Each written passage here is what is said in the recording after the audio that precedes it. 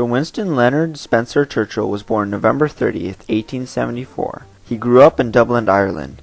Winston did not do well in school, causing him to be sent to a boarding school near London. At his boarding school, he joined the Rifle Corps, leading him towards a military future.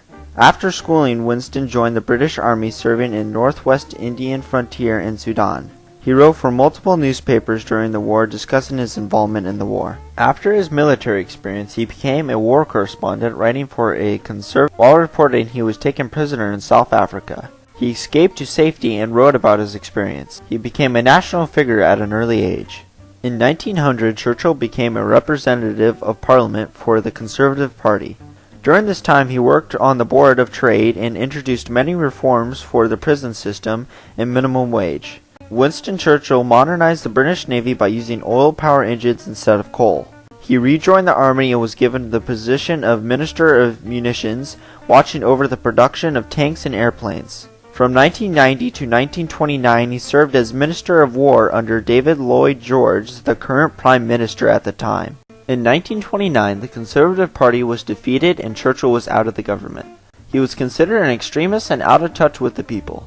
He spent the next few years writing. By 1933, Churchill became a leading advocate of rebuilding the British weapons, and by 1938 was a critic of British Prime Minister Chamberlain's policy of the appeasement towards Hitler's Nazis. In 1938, Germany started to take over and control its neighbors. September of 1938, the Munich Conference was held between Germany, France, Britain, and Italy. The purpose of this conference was to avoid the possibility of war by appeasing Hitler. Hitler wanted a piece of Czechoslovakia because it contained many German people, which could add to his army. The four powers reached an agreement, granted Hitler's wishes, and signed the Munich Agreement. When Prime Minister Chamberlain returned to London, he told the people that it was a time for peace. Churchill, as part of the British Parliament, strongly disagreed. In a speech before the House of Commons, he stated, "We have sustained a defeat without war." A short time later, Hitler invaded all of Czechoslovakia and put pressure on Poland, demanding control of a strategic Polish port. Poland turned to Britain and France for help, but the weakness shown by these countries during the Munich Conference convinced Hitler that each nation would not risk war. In the year of 1940, a vote of no confidence was held and Chamberlain was no longer Prime Minister. Winston Churchill was appointed to take his place.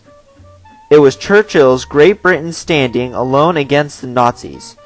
Shortly thereafter, the Japanese bombed Pearl Harbor, causing the United States to join forces with Great Britain in the eventual defeat of Germany. If Winston Churchill had been Prime Minister of Britain in 1938 instead of 1940, then Britain would have had a jump start on the resistance of Hitler's aggression. If Churchill were Prime Minister during the Munich Conference, he would have not shown weakness.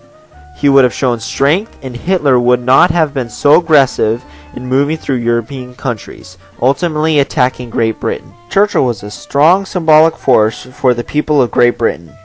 His writing skills led to motivational speeches of the need to defeat tyranny. Churchill, with his trademark cigar and hat, appeared in public as an important figure of resistance against Nazi Germany. Hitler publicly scolded Churchill, calling him a lunatic. And Churchill openly responded, denouncing Hitler as a wicked man, stating, "Europe will not yield itself to Hitler's gospel of hatred." Churchill motivated the people to believe in victory against Hitler's aggression.